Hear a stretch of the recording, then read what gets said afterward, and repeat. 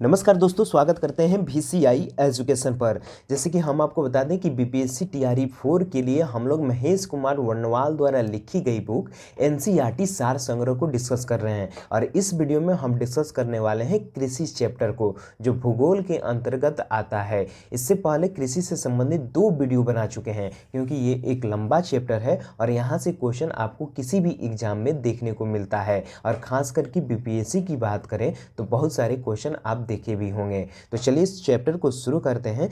और भी कुछ इंपॉर्टेंट चीज़ है, जैसे कि कौन कौन कृषि के लिए कौन कौन सी क्रांति हुई है उसी के बारे में बताएंगे। और साथ में आपको बताएंगे प्रमुख संगठन और प्रमुख मुख्यालय कौन कौन से हैं, इसके बारे में डिस्कस करेंगे। और कृषि बोर्ड जो होता है इसके बारे में भी हम बात करने वाले हैं इस वीडियो में। तो आइए दोस्तों वीडियो को शुरू करते हैं, और जो इम्पोर्टेंट क्वेश्चन आता है उसे हम लोग डिटेल डिस्कशन करके भी देखेंगे। तो आइए शुरू करते हैं। देख सकते हैं कि दोस्तों कृषि उत्पादन से संबंधित जो महत्वपूर्ण क्रांति हुई थी उसी के बारे में बताया गया है। तो सबसे पहले देख सकते हैं कि कौन कौन सी क्रांति हुई थी और किन पदार्थों के लिए हुई थी। तो सबसे पहले देख सकते हैं कि इधर हम कृषि जो क्रांति हुई थी उसका नाम लिखा हुआ है, और किन पदार्थ के लिए हुआ था ये इधर लिखा हुआ है। तो देख सकते हैं सबसे पहले हुआ था हरित क्रांति।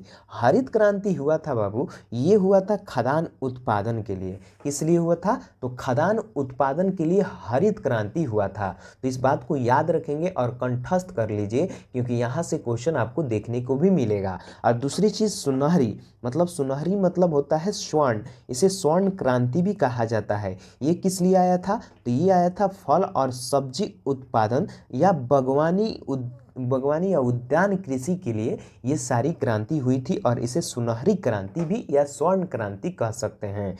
दूसरी चीज कह सकते हैं श्वेत क्रांति। देखिए श्वेत मतलब होता है सफ़ेद, तो ये हुआ था दुग्ध उत्पादन के लिए। तो पूछा जा सकता है कि दुग्ध उत्पादन के लिए कौन सी क्रांति हुई थी, तो याद रखिएगा कि ये श्वेत क्रांति हुई थी दोस्तों।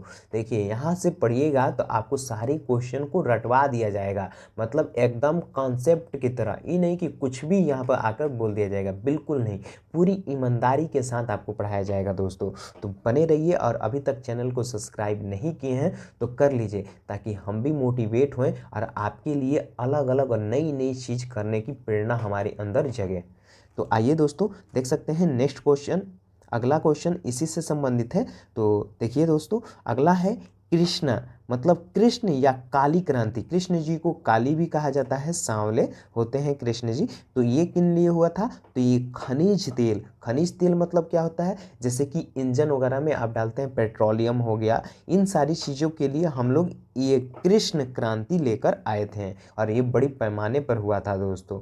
दूसरी चीज़ देख सकते हैं नीली क्रांति। नीली क्रांति किन लिए हुआ था? तो मत्स्य उत्पादन के लिए नीली क्रांति हुआ था। ये आपको ऑनलाइनर फॉर्म में भी पूछ सकता है या मैच द फ्लोइंग में भी पूछ सकता है दोस्तों।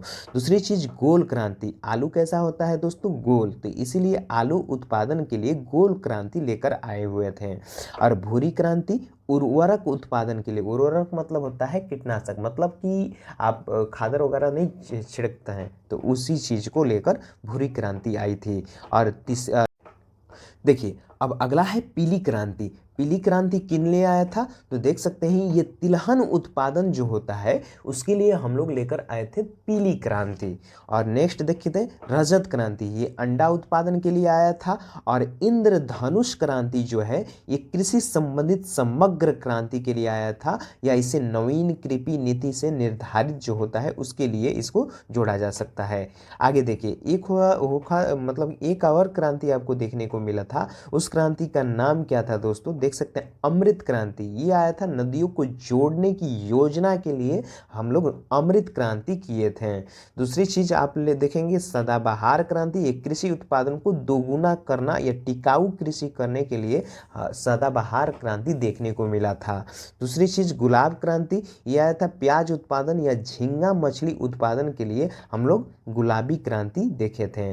दूसरी चीज लास्ट देख सकते हैं दोस्तों, लाल क्रांति हुआ था मांस या टमाटर उत्पादन के लिए। आप देखे होंगे लाल क्रांति आया हुआ था। आगे देखिए बहुत सारे इंपॉर्टेंट क्वेश्चन आपको देखने को मिलेगा।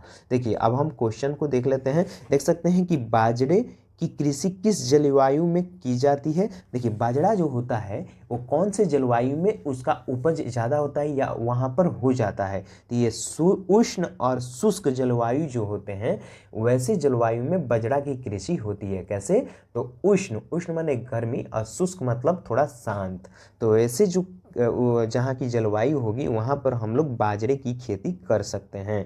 शुष्क भूमि के लिए सर्वाधिक उपयुक्त फसल कौन सा है, तो ये मूंगफली, मूंगफली जो है ये शुष्क वायुवान मतलब शुष्क शुष्क जलवायु जहाँ पर होती है वहीं पर आप मूंगफली उत्पादन देख सकते हैं दोस्तों। आइए, आस या बोरो किस फसल की किस्म है, तो ये धान की जो फसल होती है दोस्तों उसी में का एक किस्म है जिसका नाम है आरो और दूसरे का नाम है बोरो। ये सभी धान का किस्म है दोस्तों। आगे देखिए, भारत में सोयाबीन का अग्रणी उत्पादन कौन कौन सा है, तो देख सकते हैं कि भारत में सबसे ज़्यादा सोयाबीन जो होता है ये महाराष्ट्र में होता है, आप जानते भी होंगे दोस्तों। और कौशल किस फसल की उन्नत प्रजाति है, तो कौशल जो होता है ये मूंगफली का उन्नत प्रजाति इसको माना जाता है।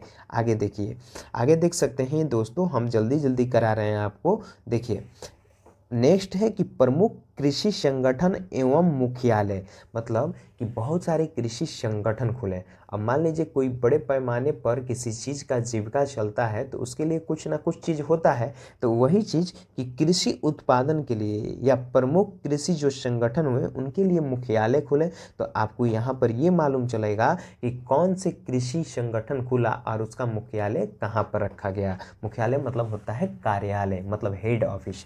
तो देख सकते हैं दोस्तों, सबसे पहले है भारतीय दलहन या अनुसंधान संस्थान, मतलब आप यहाँ पर जानते हैं कि भारत में जो दलहन अनुसंधान संस्थान है ये कहाँ पर है दोस्तों, तो आप देख सकते हैं कि ये कानपुर में है।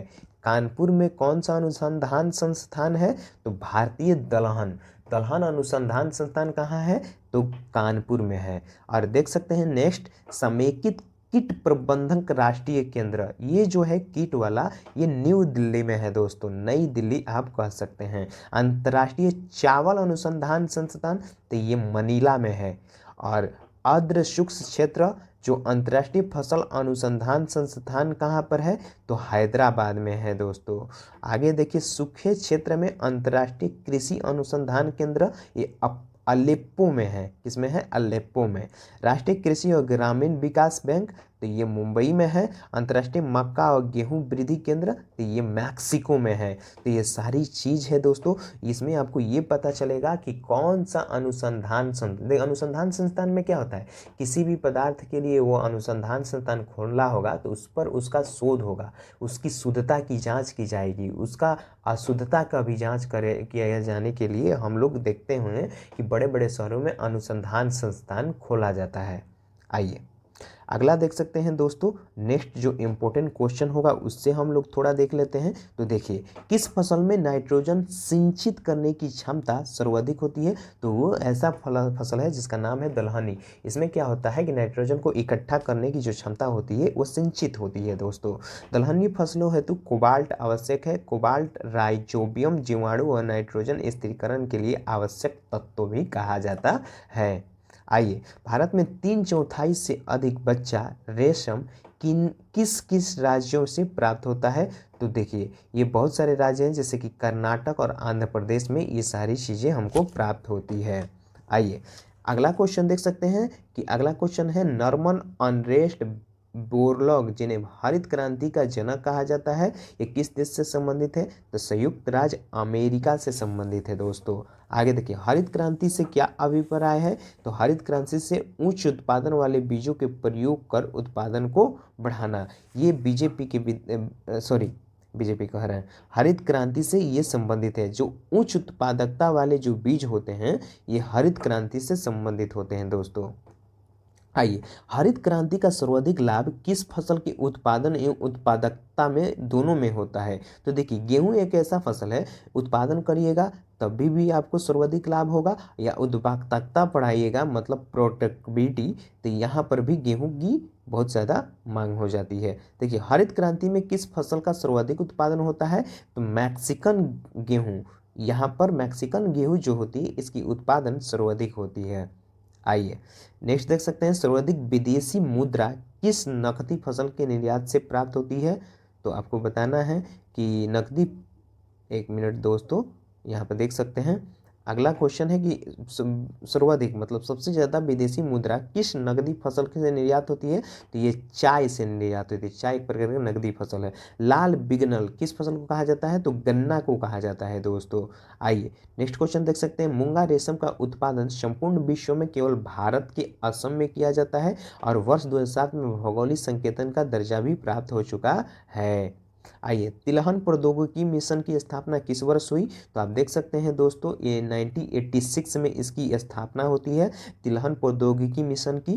तो ये सारे कंसेप्ट आप याद रखिएगा। और मक्के की फसल तैयार करने की औसत कितनी होती है। तो 90 से 120 दिन जो होता है, ये मक्के की फसल तैयार किया जाता है दोस्तों। आइए, और आज हम लोग लास्ट पर पहुंच चुके हैं और इसमें देखेंगे कि कृषि की जो प्रमुख कृषि बोर्ड मुख्यालय है वो कहाँ कहाँ पर है।